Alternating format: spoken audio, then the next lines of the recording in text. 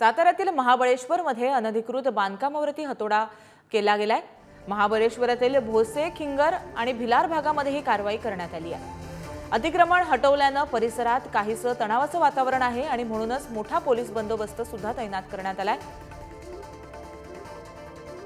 तर महाबळेश्वरमधील अनधिकृत बांधकामावरती हतोडा पडलाय आणि यामुळे काहीसं तणावाचं वातावरण परिसरामध्ये निर्माण झालंय आणि म्हणूनच काही अनुचित प्रकार घडू नये, वातावरण चिघळू नये यासाठी मोठा पोलीस बंदोबस्त तैनात करण्यात आलाय। तर याबाबत अधिक माहिती जाणून घेऊ आमचे प्रतिनिधी साई सावंत यांच्याकडून। साई, महाबळेश्वरमध्ये अनधिकृत बांधकामावरती हतोडा पडलाय, सध्याची तिकडची काय स्थिती आहे? गार्गी, नक्कीच महाबळेश्वर तालुक्यातील 3 ठिकाणी आज पहाटेपासूनच अनधिकृत बांधकाम काढण्यास सुरुवात केलेली आहे प्रशासनाकडून। आणि यामध्ये महाबळेश्वर, पाचगणी आणि वाई या तिन्ही प्रशासनाकडून संयुक्त कारवाई करण्यात आलेली आहे।